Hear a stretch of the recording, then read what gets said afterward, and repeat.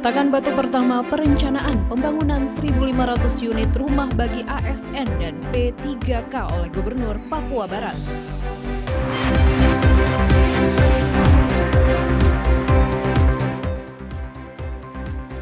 WTP merupakan bukti adanya kemajuan dalam tata kelola keuangan daerah Papua Barat.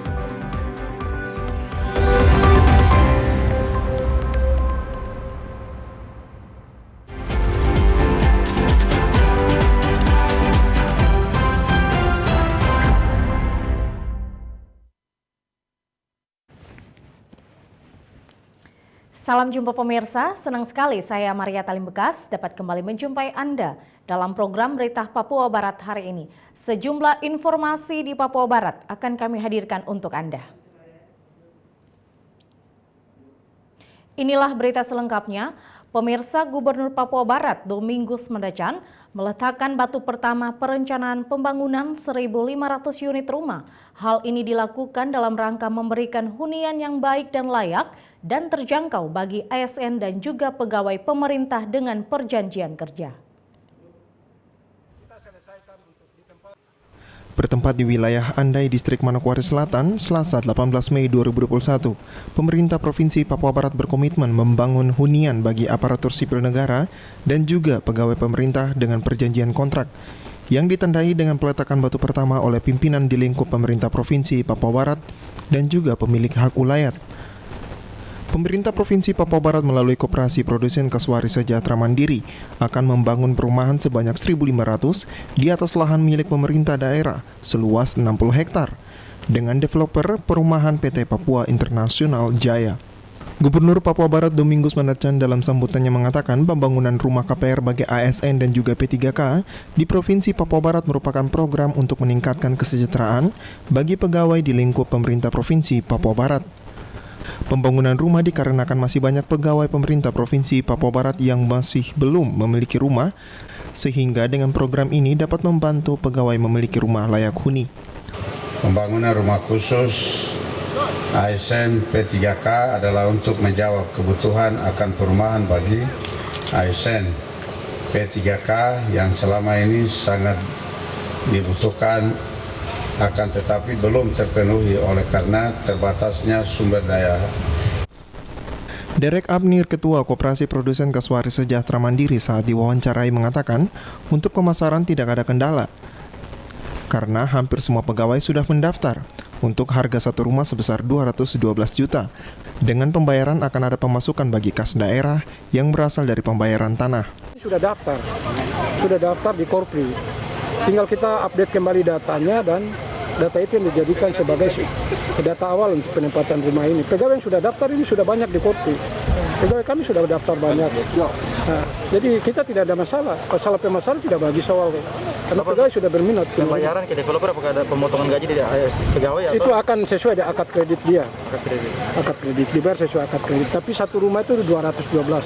Di tempat lain 219, 220, kita kasih 212. Tanah ini disiapkan oleh pemerintah provinsi. Untuk rumah yang dibangun tipe 35 dan tipe 45, pemerintah Provinsi Papua Barat menargetkan hingga tahun 2022 pembangunan rumah dapat selesai. Jimmy Tabiso, TVRI Papua Barat melaporkan.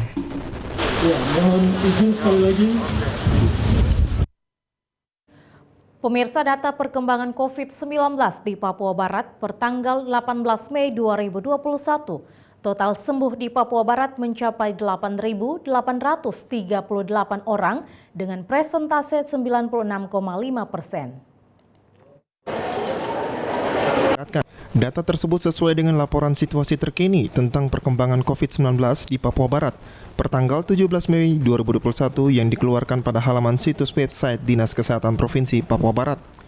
Untuk update kumulatif rekapitulasi COVID-19 Kabupaten Kota dari hasil pemeriksaan sebanyak 43.347 yang positif sebanyak 9.156 dan yang sembuh sebanyak 8.838 dengan persentase 96,5%. Gubernur Papua Barat Domingus Mendacan dalam sambutannya mengatakan hasil pertemuan dengan Presiden secara virtual Provinsi Papua Barat berada di ranking 19 besar dari 34 provinsi terkait penanganan COVID-19 dengan tingkat kesembuhan yang sangat baik. 19 provinsi di Indonesia, ya 19 provinsi di Indonesia yang penanganan pandemi COVID-19, termasuk yang tingkat kesembuhannya tinggi dan yang masih dirawat ya persentasenya kecil ya. Jadi dari 34 kemarin Bapak Presiden memberikan arahan umum dari Istana Negara Jakarta kepada semua gubernur, para bupati, wali kota seluruh Indonesia, termasuk juga Forkopimda. Kita kemarin di Aston jam 3:30 sore kemarin, ya Presiden sampaikan bahwa ya dari penanganan pandemi COVID-19 ini dari 34 provinsi di Indonesia, 15 provinsi yang angkanya masih tinggi ya, artinya angka positif itu masih tinggi dan menjadi perhatian khusus Bapak Presiden, tapi juga para gubernur atau Forkopimda di 15 provinsi. Selain itu, Gubernur menambahkan, selain di masa pandemi COVID-19, situasi perekonomian yang stabil, Papua Barat masuk dalam 10 besar pada triwulan pertama tahun 2021. Tetap jangan bosan dalam berbagai kesempatan kita ajak masyarakat terus ya patuhi protokol kesehatan. Kemudian juga dari pandemi ini dampak pada ekonomi ya, kita 34 provinsi, 10 provinsi di Indonesia yang termasuk penanganan ekonominya baik, itu artinya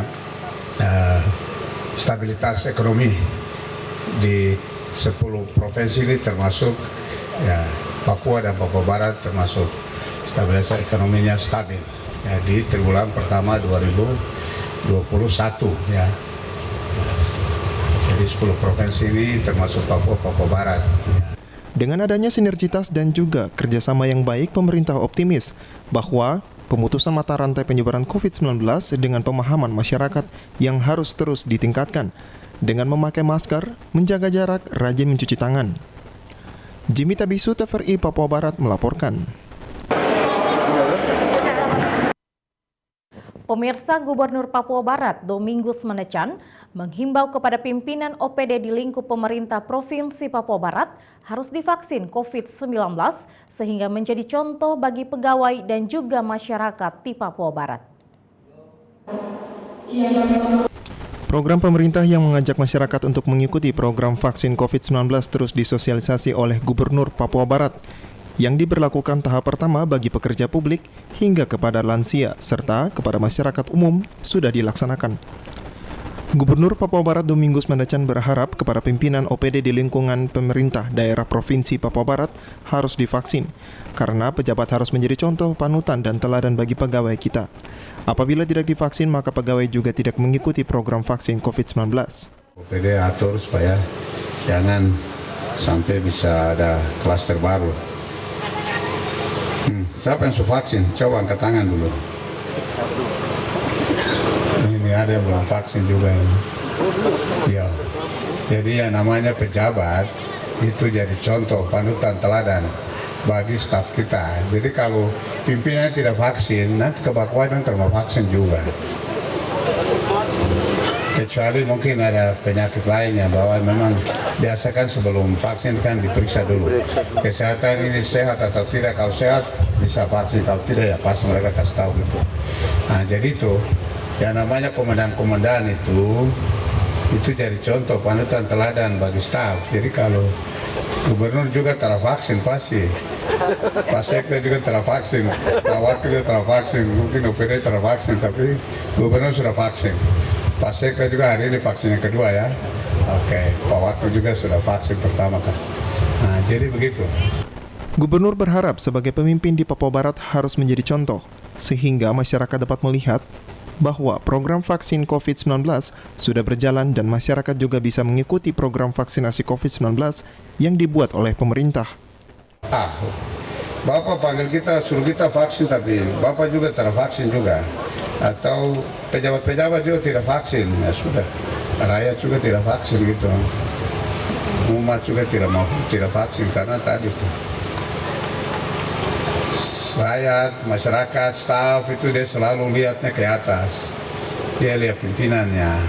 Dia tidak pernah lihat ke bawah, tidak pernah lihat kiri dan kanan. Lihat pimpinannya.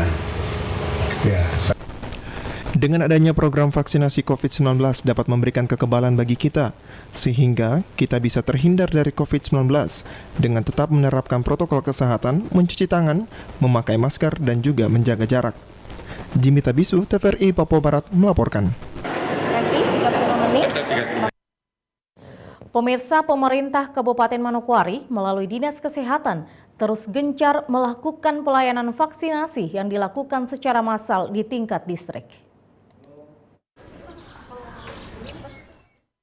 Vaksinasi dilakukan dengan tujuan untuk memutus mata rantai penyebaran COVID-19 di Manokwari yang telah berlangsung sejak Februari lalu. Pada bulan Mei, Dinas Kesehatan gencar melakukan vaksinasi di tingkat distrik yang dilakukan secara massal. Untuk itu, Selasa 18 Mei pelayanan vaksinasi dilakukan di distrik Manokwari Timur dengan sasaran 400 orang. Kepala Bidang P2P Martin Rante Tampang pada kegiatan vaksinasi yang dilakukan di setiap distrik secara massal merupakan strategi pemerintah agar masyarakat siap untuk mengikuti vaksinasi. Dengan beberapa strategi selain dilakukan di unit-unit pelayanan pelaksana imunisasi, tapi juga kita lakukan secara massal.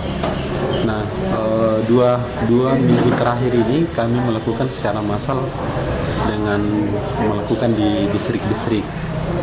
Yang pertama sekali waktu itu kami lakukan di distrik Sidei, kemudian ke distrik Masni, Pravi, Warmare, Tanah Lubu, dan hari ini ada di distrik Manokwari Timur.